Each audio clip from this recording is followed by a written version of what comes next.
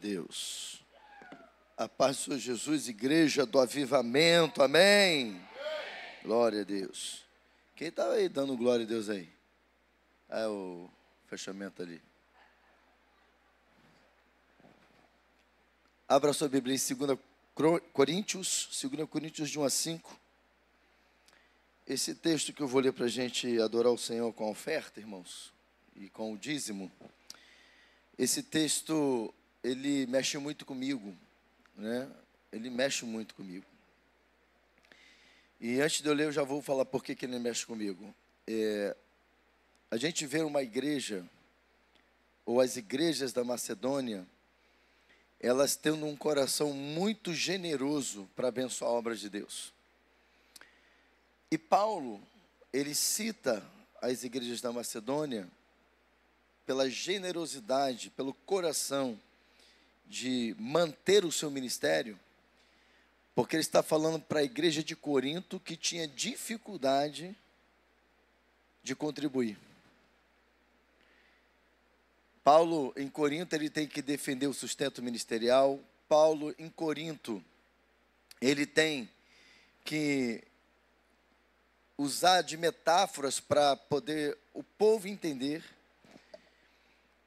É em Corinto que ele vai dizer que o que semeia pouco, pouco vai ceifar, e quem semeia muito, em abundância, vai ceifar, também vai colher. É lá que ele diz que Deus dá semente ao que semeia. Enfim, tem muitas coisas que Paulo está ensinando à igreja de Corinto que serve para nós nessa noite. E aí, em um desses momentos que ele está ensinando, ele vai usar como exemplo as igrejas da Macedônia, para mostrar para eles o que era ter um coração generoso, um coração na obra de Deus. Só que o que me chama a atenção é que a realidade financeira das igrejas da Macedônia não era uma realidade tranquila. E outra, eles não só estavam passando por uma crise financeira muito grande, por uma situação gravíssima de recurso financeiro, como também passando por diversas provas. E mesmo com tudo isso, eles tinham um coração na obra, para sustentar a obra, para manter a obra, para manter as viagens missionárias de Paulo. E aí, eu quero ler para você ouvir comigo aqui, porque o próprio texto vai testificar de tudo que eu disse e fica de aprendizado para nós.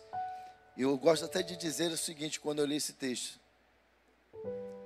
só dá desculpa para dizimar e ofertar quem não entende o princípio espiritual do que é ser fiel nos dízimos e nas ofertas. E aqui esse texto ele nos dá um tapa sem mão de que não é a questão financeira que nos impede de abençoar a obra. Por isso que eu sempre falo aqui que nós nunca devemos menosprezar o valor monetário da minha oferta ou da nossa oferta. O que a gente precisa é usar o critério do princípio da honra. O princípio da honra está no melhor. E muitas vezes o melhor também está atrelado ao monetário. Mas não é a premissa da honra o monetário. O meu melhor, o meu sacrifício, ele não está ligado ao financeiro ou ao valor monetário. E essa igreja nos ensina muito bem isso. Então ele vai dar esse exemplo para a igreja de Corinto para ensiná-los a serem fiéis nos dízimos e nas ofertas. Diz assim o texto: também, irmãos, tá, qual versão aí? Arque, ok. Também, irmãos, vos fazemos conhecer a graça de Deus dada às igrejas da Macedônia. Como em muita prova de tribulação, houve abundância do seu gozo, ou seja, da sua alegria, e com a sua profunda pobreza, superabundou em riquezas da sua generosidade. Porque segundo o seu poder, o que eu mesmo testifico, e ainda acima do seu poder, deram voluntariamente. Deram o quê? Isso é lindo demais. Pedindo-nos com muitos rogos a graça e a comunicação deste serviço que se fazia para com os santos. E não somente fizeram como nós esperávamos, mas também a si mesmos se deram primeiramente ao Senhor e depois a nós, pela vontade de Deus. Meu Deus do céu, que lição para nós, irmãos. Um povo que, como diz o texto, que estava numa prova de tribulação terrível, e também estava diante de uma profunda pobreza. E com tudo isso, esse povo fazia acontecer a obra de Deus. Então, em nome de Jesus, para de ficar dando desculpa para ser fiel e seja fiel. Sabe por quê? Quando você não é fiel, não é a igreja que padece, é você. Eu já falei aqui com alguns que às vezes vem compartilhar comigo da dificuldade de dizimar, de ofertar, e eu falo para eles: a igreja deixou de acontecer? Ele não. Continuamos pagando as despesas da igreja? Sim. Continuamos fazendo obra? Sim. Isso prova de que a igreja de Jesus é mantida e sustentada pelo próprio dono dela. Então, quando eu e você deixamos de ser fiel, nós é que perdemos. Por quê? Nós abrimos legalidade para o inimigo atuar nas nossas finanças, e aí a gente deixa de receber as bênçãos do Senhor, porque o reino de Deus, nunca esqueça disso, o reino de Deus, ele é movido por princípios. Para tudo que eu preciso receber de Deus, eu preciso cumprir princípios. Quando se trata da área financeira, o princípio é ser fiel nos dízimos e nas ofertas. Ah, eu não concordo, não tem problema de você não concordar. Isso aí não está neste mérito, se você concorda ou não. Agora, o que a Bíblia diz é que se eu for fiel, Ele vai abrir a comporta do céu, ou as comportas do céu. E não é brincadeira não. Comporta não é coisa pequena, é coisa grande. Então que você possa receber essa palavra da parte de Deus e possa, no nome de Jesus, se posicionar. Se você está fora da posição, e ser fiel nos dízimos, nas ofertas, pode pegar o envelope que está na frente, oferte ao Senhor com alegria, porque Deus ama o que dá com alegria. E Paulo estava ensinando a essa igreja de Corinto, viu? É a igreja de Corinto que ele está tendo que falar: olha, Deus ama com alegria, como se ele estivesse dizendo: vocês não dão com alegria, mas então deixa eu ensinar vocês, Deus só ama ao que dá com alegria. Então seja feliz em poder cooperar com a obra de Deus. E hoje era para chegar um material, mas a empresa mandou um zap que vai chegar amanhã. Amém, queridos? Amanhã chega em nome de Jesus esse material aí. E aí vamos só aguardar as pessoas que vão executar a obra, poder ver se já pode vir semana que vem ou não. Mas o material já chega. Mais uma vez aí, houve falha na tesouraria e não tem envelope do propósito. Então, se você não pegou o envelope do propósito e quer participar, eu quero acreditar que eles não vão falhar até domingo e vão fazer acontecer.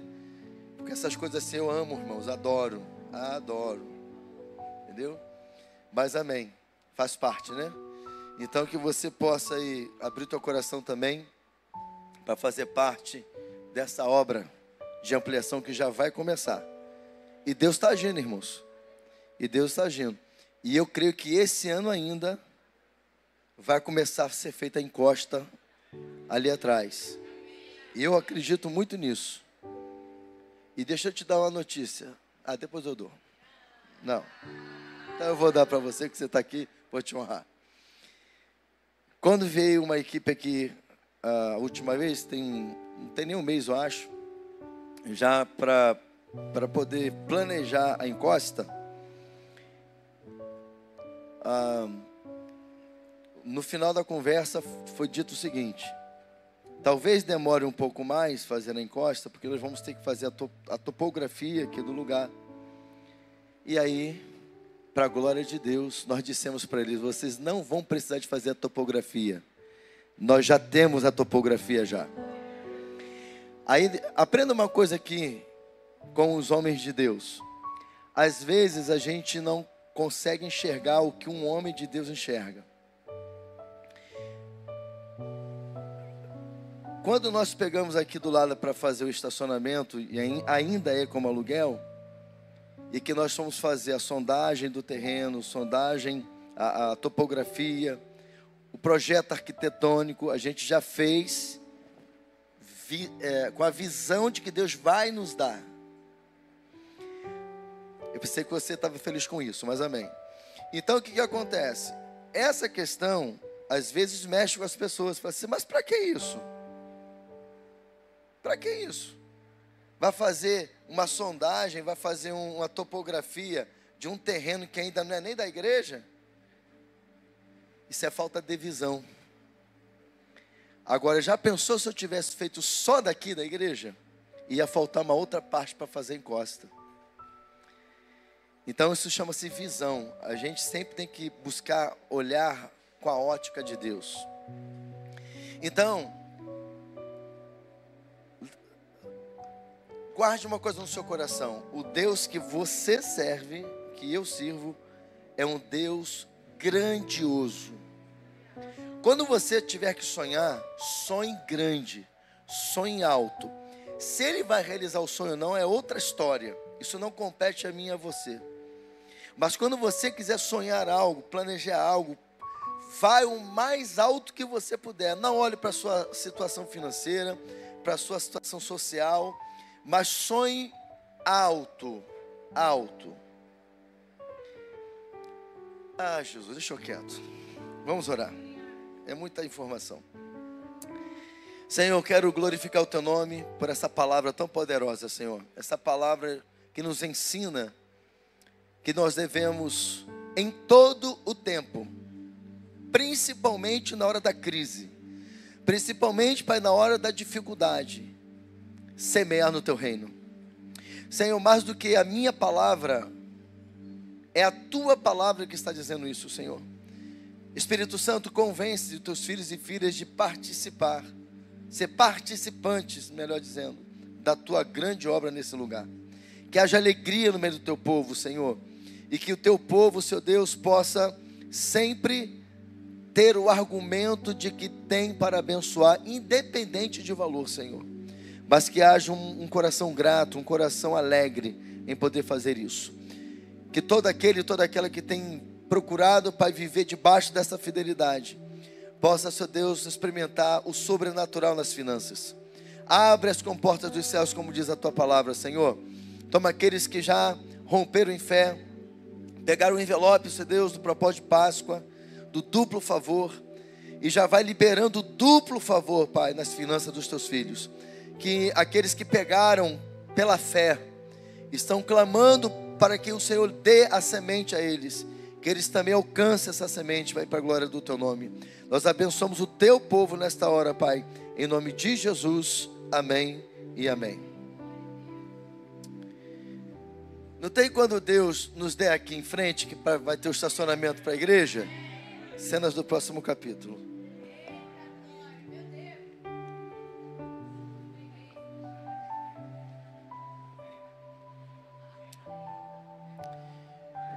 Você está pronto aí para receber da palavra? Amém?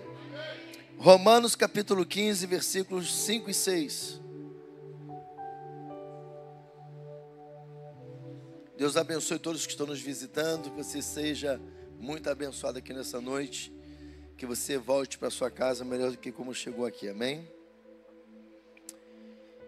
Romanos 15, versículos 5 e 6 diz assim: O Deus que concede perseverança e ânimo, dê a vocês um espírito de unidade, segundo Cristo Jesus, para que com um só coração e uma só voz, vocês glorifiquem ao Deus e Pai de nosso Senhor Jesus Cristo. Amém, queridos? Senhor, obrigado pela leitura da Tua palavra, Senhor.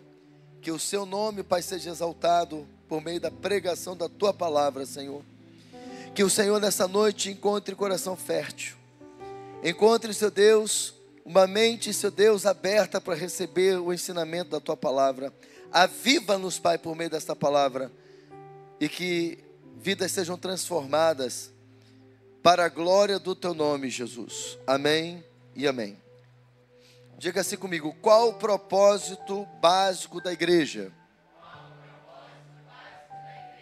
Esse é o nosso tema dessa noite, e a mensagem vai responder a esta pergunta.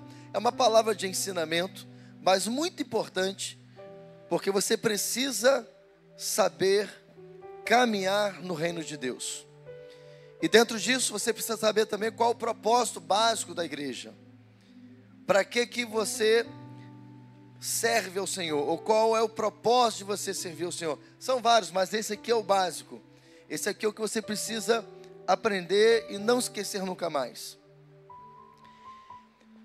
Você, em algum momento, diante disso, já parou para pensar sobre essa pergunta? Você, em algum momento, já pensou qual é o propósito básico da igreja? Qual é o motivo fundamental dela existir?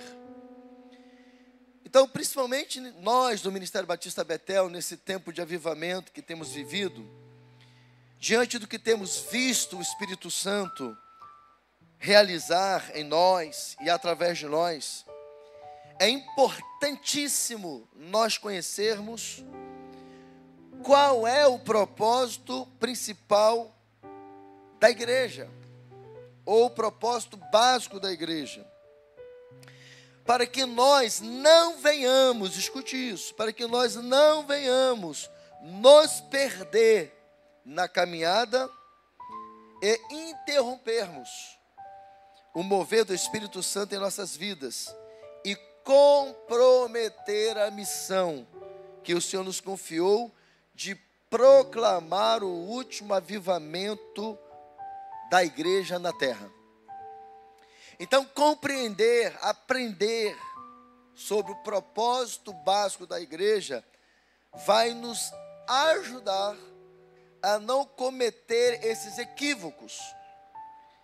Então, a resposta de qual é o propósito básico da igreja, além de estar no texto de Romanos 15:6, que lemos, encontramos também em 1 Coríntios capítulo 10, versículo 31. Digam assim comigo: assim, bem forte, assim, quer vocês comam, quer bebam, quer façam qualquer outra coisa,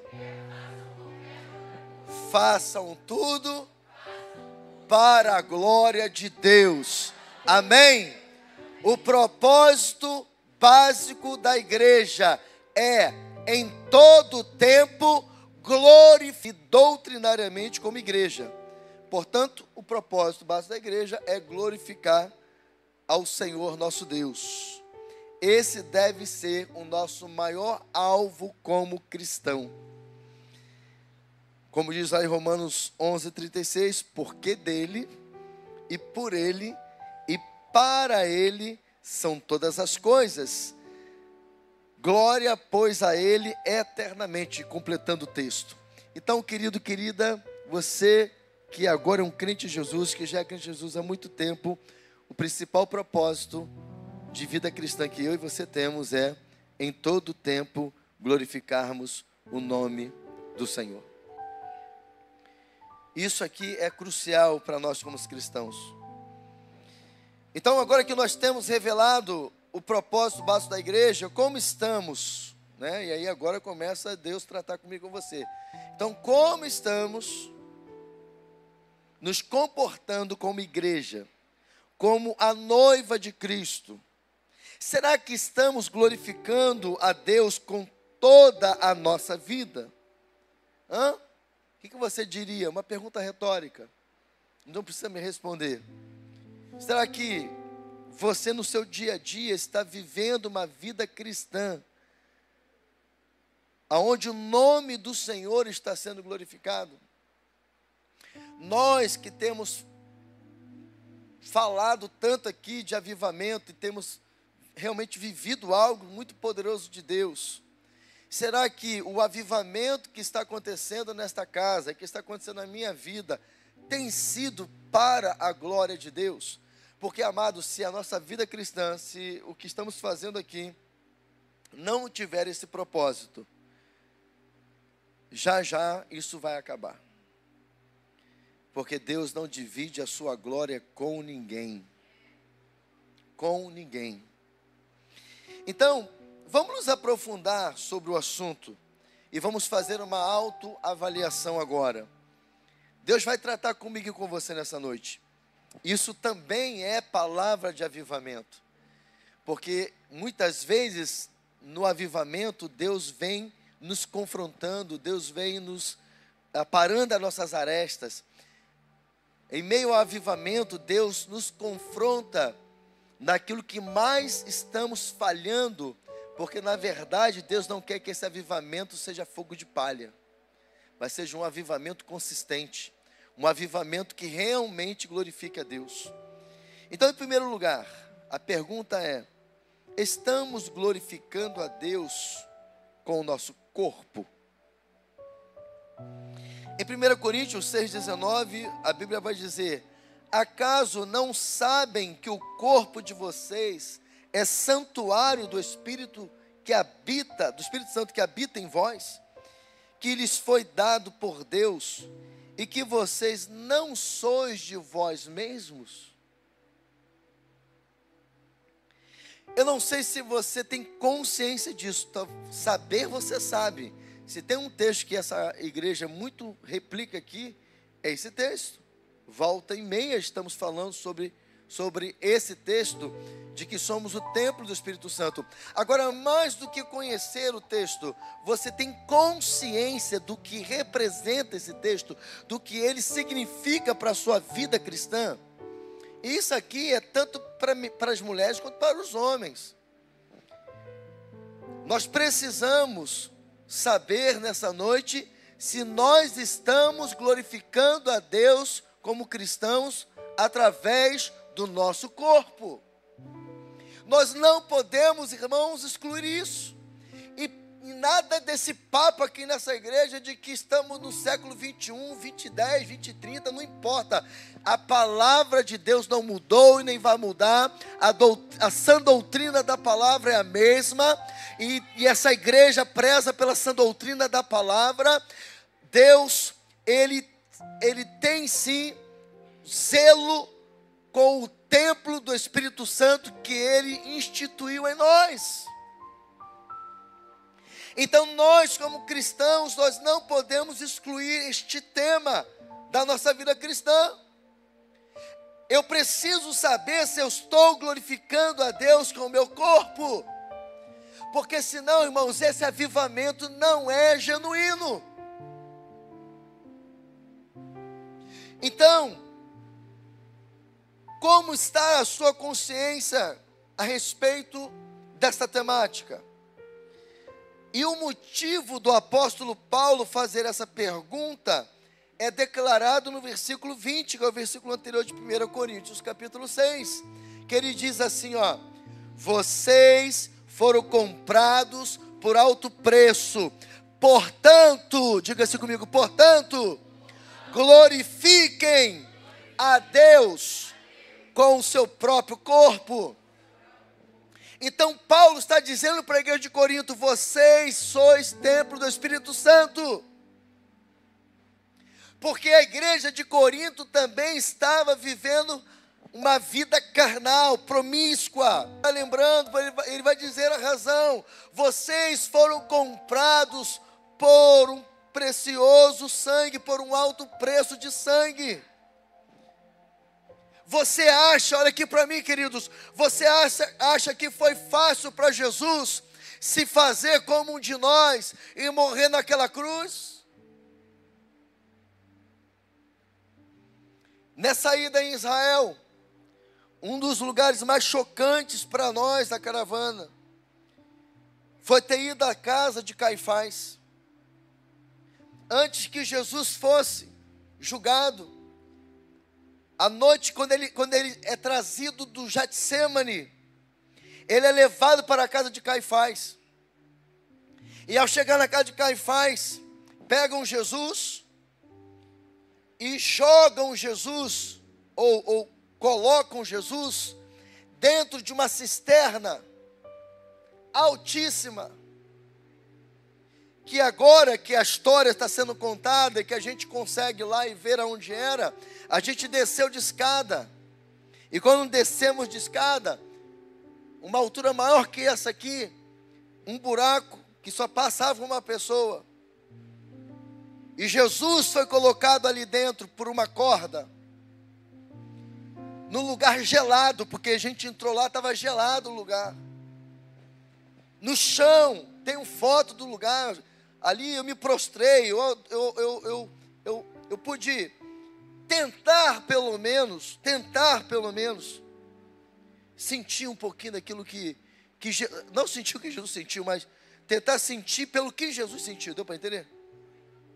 Porque qualquer coisa que eu tente descrever, não vai descrever, irmãos. Eu estou querendo dizer que eu tentei ser solidário a Jesus, pelo que ele passou ali, e que não dá. E aí, ali embaixo, machucado, muitas coisas aconteceram, e depois ser tirado novamente pela corda, tudo isso pelo seu e pelo meu pecado. Aliás, o sofrimento de Jesus já começa no Getsêmani, no sentido da cruz, né? O sofrimento que ele teve na cruz começa no Getsêmani, ao ponto de Jesus ter uma angústia tão profunda que os poros de Jesus se abrem e ele sua sangue.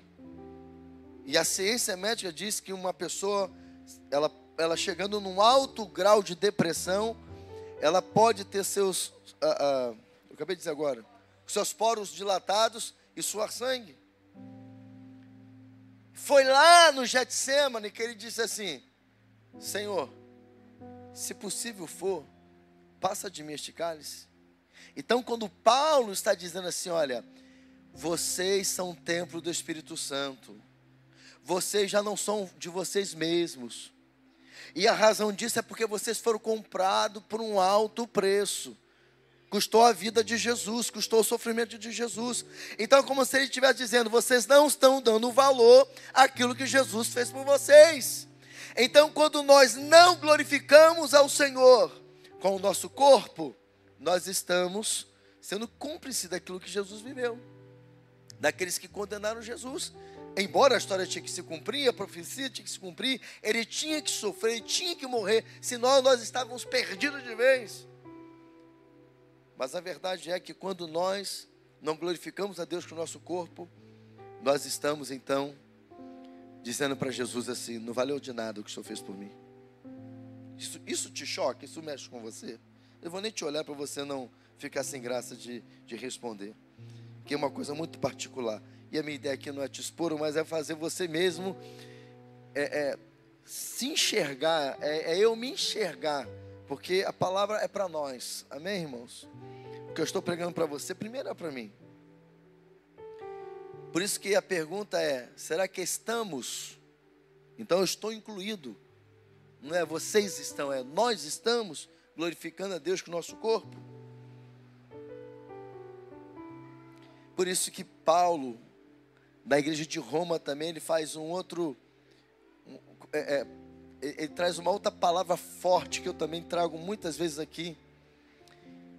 A igreja de Roma também deu trabalho para Paulo, e eles não estavam glorificando a Deus com seus corpos, que ele fala assim, ó: rogo-vos, pois, irmãos, Romanos 12:1, ninguém roga por uma coisa simples. Rogo-vos, pois, irmãos, pela compaixão de Deus, que apresentei o vosso corpo como sacrifício vivo, santo e agradável a Deus, que é o vosso culto racional. Então, irmãos, não tenha esse papo de que Deus não está nem aí para o meu corpo, porque Ele está aí sim. O Senhor, Ele quer ver a tua transformação completa, corpo, alma e espírito. Quando ele morreu para restaurar todas as coisas. Tanto é que quando você morrer e eu, ou aqueles que forem arrebatados, nós vamos ter esse corpo transformado. É esse corpo transformado. Não é esse corpo, mas é a partir dele que nós vamos receber um novo corpo. Por quê? Porque é a restauração de todas as coisas. Quando Jesus morreu, foi para que todas as coisas sejam restauradas. Inclusive o nosso corpo. Nós receberemos um corpo glorificado. Por isso que a Bíblia diz que os mortos ressuscitarão. Por quê? Porque nós teremos os nossos corpos transformados. E aconteceu com Jesus, por isso que ele é a primícia dos mortos, né? Porque ele teve o seu corpo transformado. Ele ressuscitou ao terceiro dia e teve o seu corpo glorificado. Tanto é que os discípulos do caminho de Emaús não o reconheceu, só depois da fala de todo o contexto. Porque Jesus já estava ali com o corpo glorificado. Então é isso que Paulo está nos chamando a atenção. Então, será que temos apresentado, irmãos, os nossos corpos em sacrifício vivo ao Senhor? Então, concluindo essa primeira parte, perguntas para a nossa reflexão.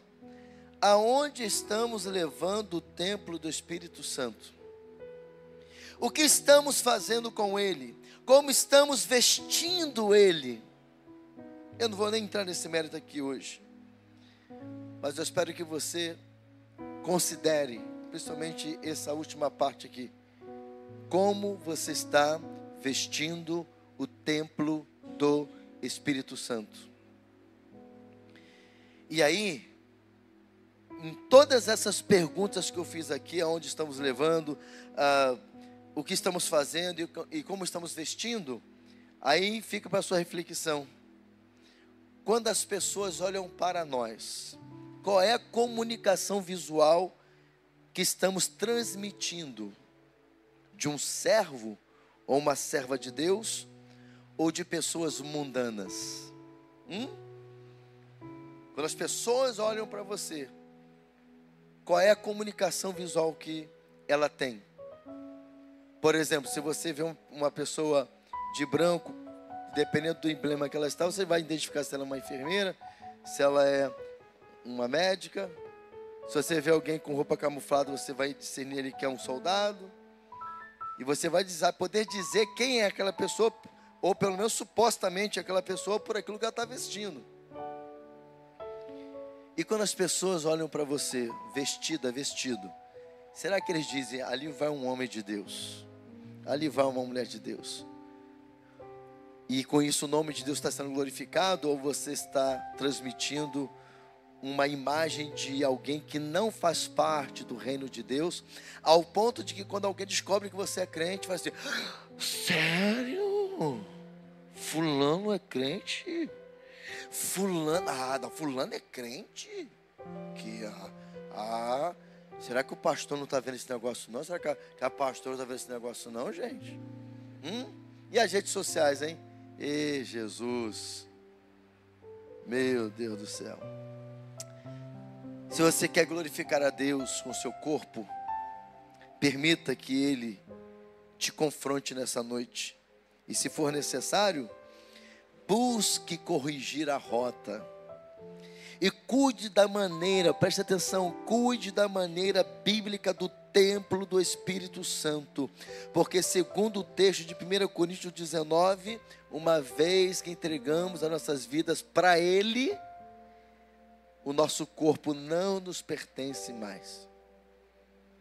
Se você entregou a sua vida para Jesus e você não quer que o Espírito Santo diga para você como você deve se vestir, então significa que você não se converteu, você se convenceu. Porque quem tem que mandar na maneira que você vai se vestir é o próprio Espírito Santo. E eu aprendi uma regrinha básica quando eu era adolescente, principalmente ouvindo o pastor ensinando doutrina de costumes para as mulheres. Você quer saber se você está bem vestida? Vai para o espelho e pergunta ao Espírito Santo. Pergunta para o Espírito Santo se você está bem vestida. Talvez ele seja, talvez não, ele é a melhor pessoa para dizer para você. E aí, amados, no século 21, um pastor pregar uma coisa dessa, meu Deus.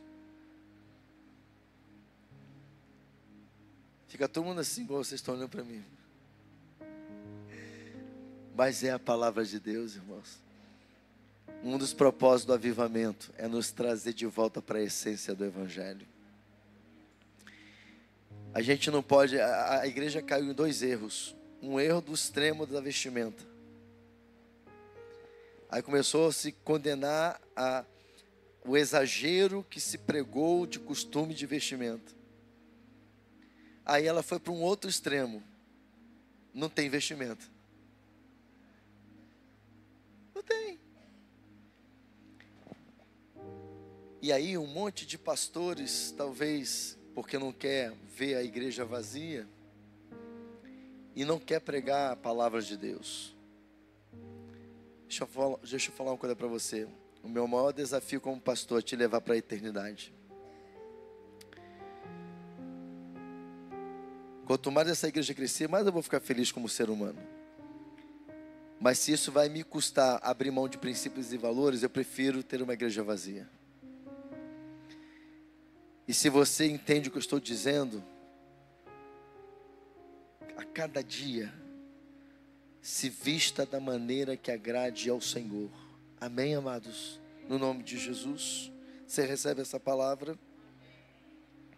Em segundo lugar, estamos glorificando a Deus naquilo que fazemos? Esta pergunta está ligada a várias áreas da nossa vida: ministerial, profissional, pessoal, conjugal e familiar.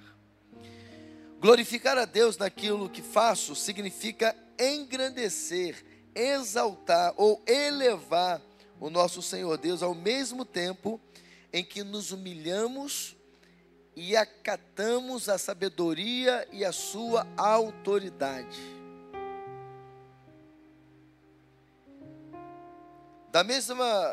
De maneira eficaz, aliás, João Batista, ele nos deu um exemplo quando ele está fazendo a obra. Jesus está fazendo a obra também. Jesus começa a batizar pessoas. Aí chega alguém um discípulo os discípulos de João, e começa a questionar com os judeus sobre isso.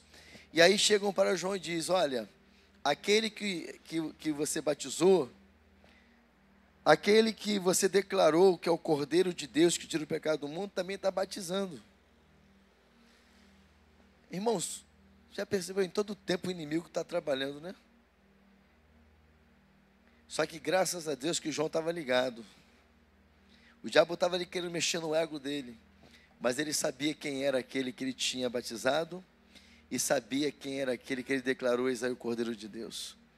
E aí quando vieram falar com João Batista, ele disse assim: ó, importa que ele cresça e que eu diminua.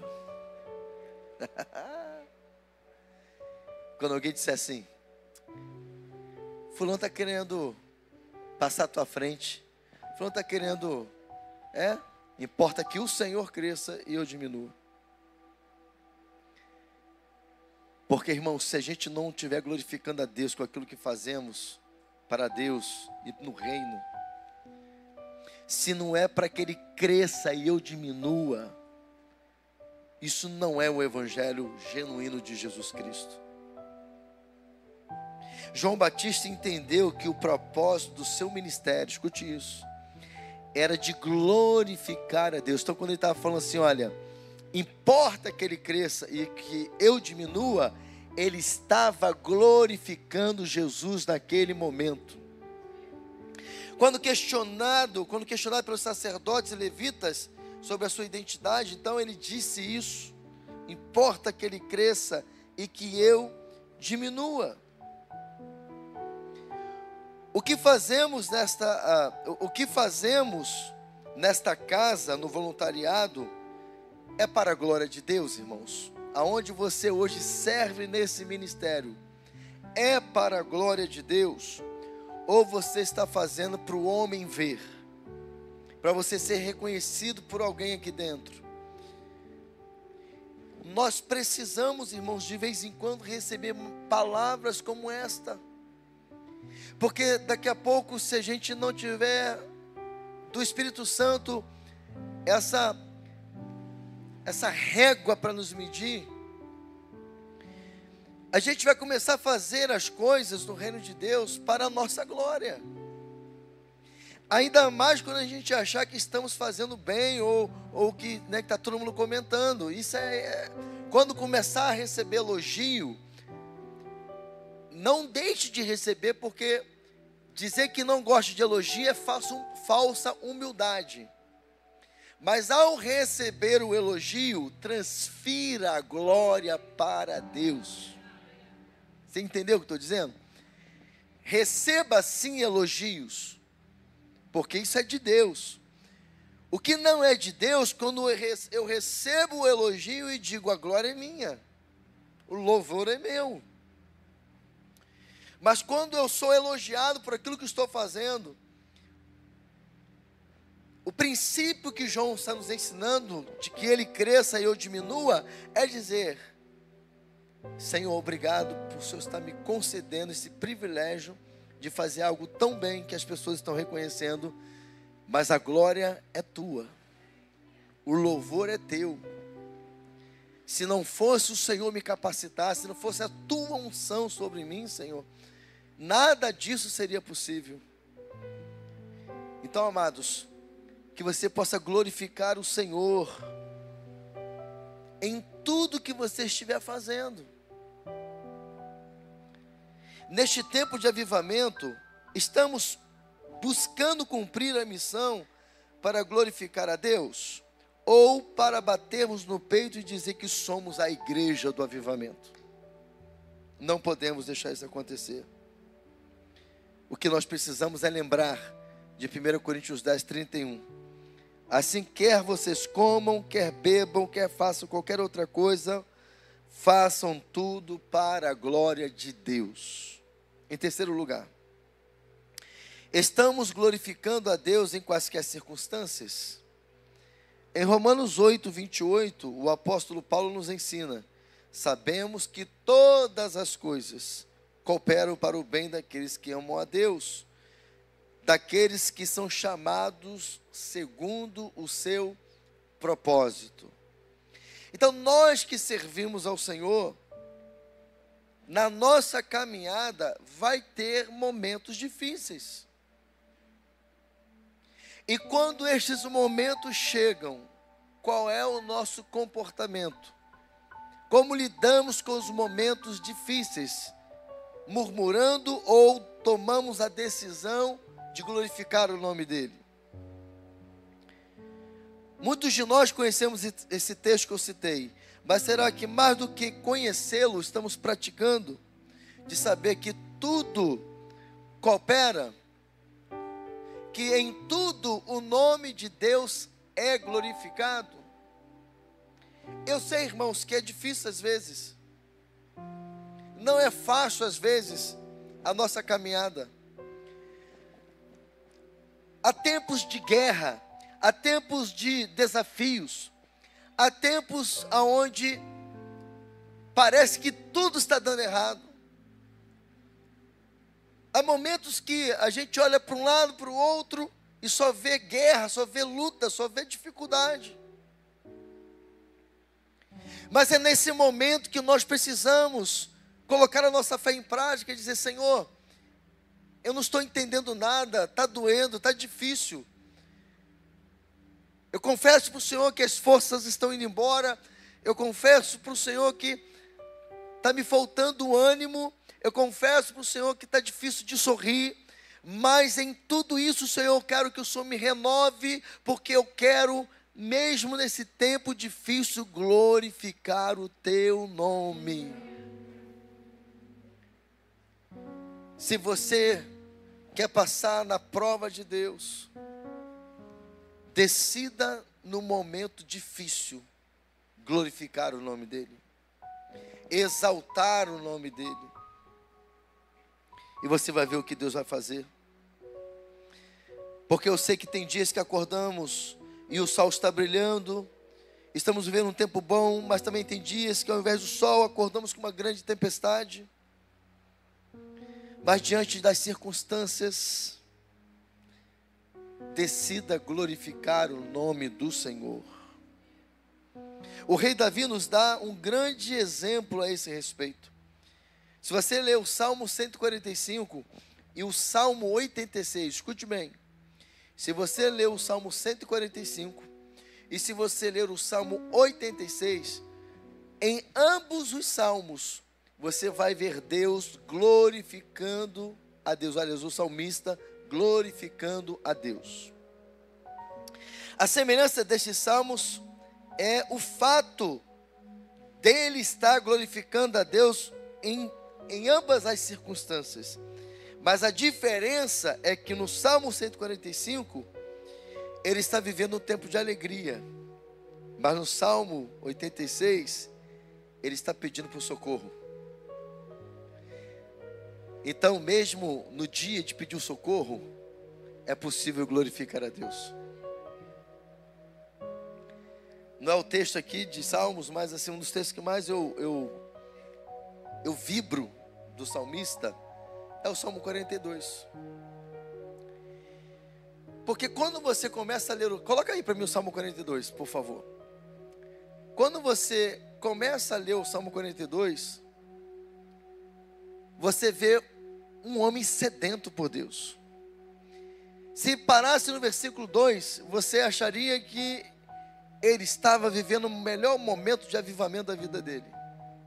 Mas depois que o texto vai se desdobrando, você vai percebendo que não. Olha aqui para mim depois, antes de você ler o texto. Que é aqui que eu quero que você aprenda algo. Se tem uma coisa que o salmista nos ensina, é que até antes da gente chorar para Deus, reclamar para Ele as nossas dificuldades, as nossas fraquezas, que não há problema nenhum nisso. Se tem alguém que você tem que chorar mesmo, é para Deus. Se tem alguém que você tem que abrir o coração, é para Deus. E Deus ama nos ouvir e colher o nosso choro. Mas você quer um segredo para você chamar a atenção de Deus, e Ele ouvir o teu choro, tua reclamação com muita alegria? Comece glorificando a Ele. Comece exaltando a Ele. Comece declarando para Deus quem Ele é para você no momento difícil. Coloca aí. Versículo 1. Vai colocando até eu falar. Começa o salmista. Como o servo brama pelas correntes das águas, assim suspira a minha alma por ti, ó Deus. 2. E para no 2 por enquanto. A minha alma tem sede de Deus, do Deus vivo. Quando entrarei e me apresentarei ante a face de Deus? Segura no 2. Se alinha comigo aqui. Olha aqui para mim. Se o texto parasse aí, você ia ter uma leitura de que você está vendo um salmista ali, com fome e sede da glória da presença de Deus. Sim ou não? Um homem que estava vivendo um poderoso avivamento. Continua agora. Aí ele continua agora falando. As minhas lágrimas servem-me de mantimento de dia e de noite. Porquanto me dizem constantemente, onde está o seu Deus? Continua. Quando me lembro disto, dentro de mim derrama a minha alma, pois eu havia ido com a multidão, fui com eles à casa de Deus, com a voz de alegria e louvor, com a multidão que festejava. Pode continuar. Aí ele começa a falar para ele mesmo: por que está abatida, ó minha alma? E por que te perturbas em mim? Aí ele diz para a sua própria alma: espera em Deus, pois ainda o louvarei na salvação da sua presença.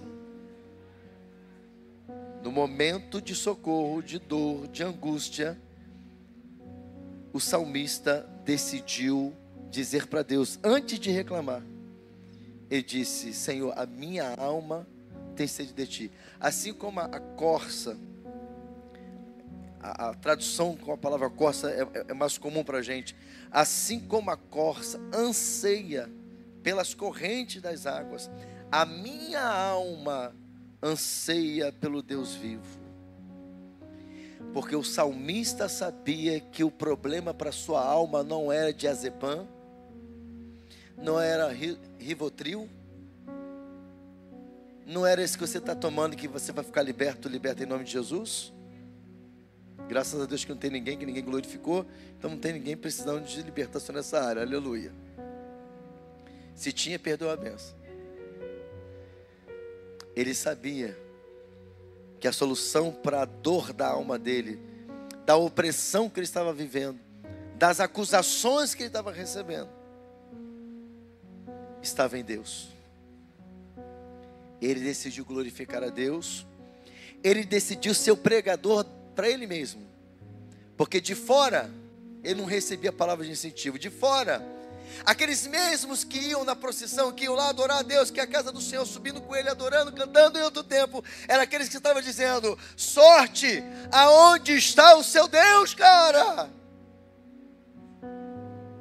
Que falta de sorte. Hã? Pode rir, irmãos. Isso. É só, o nome dele tem sorte mesmo, irmão. É uma falta de sorte mesmo, né? Você está entendendo o que Deus está falando aqui nessa noite? Deus está te ensinando a você glorificar a Deus na luta, na guerra. Aí você pode falar assim: ah, apóstolo, o senhor está no bem bom. É? Quer sentar comigo para ouvir meu bem bom? Você sabe a guerra que eu estou enfrentando esses dias? Você sabe as afrontas que eu estou recebendo? Será que você quer saber o cálice que eu tenho que tomar? Existem dias de sol, de alegria para mim também, mas também existem dias de tempestades. Eu cheguei aqui domingo em guerra. Em guerra. Estou falando para você, não para você ficar com pena de mim, não. O que eu estou te dizendo é que tem dia também que para mim não é um dia bom. Mas eu preciso dizer para minha alma: aquieta-te. Você ainda louvará o nome do Senhor. Quando eu faço esse exercício, eu estou glorificando a Deus. Sabe o que a gente provoca em Deus? Uma reação de dar ordem aos anjos dele, ao meu e ao seu respeito. Porque na hora da dificuldade, na hora que a alma estava abatida, na hora que você estava sofrendo afronta, na hora que você estava sofrendo uma perseguição, ou seja o que for, ainda que você não estava bem, você também soube se posicionar e dizer: minha alma, aquieta-te, louve ao Senhor. Em vez de você murmurar, a alma minha, louve ao Senhor. Por isso, irmãos, que aquela canção que a gente de vez em quando está lembrando dela aqui nas pregações é uma verdade. Está sofrendo, está chorando, então louve, porque o louvor invade os céus.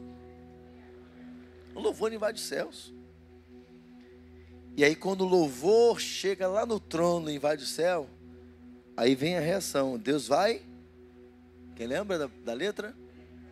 Abrindo caminhos. E o que ela diz mais?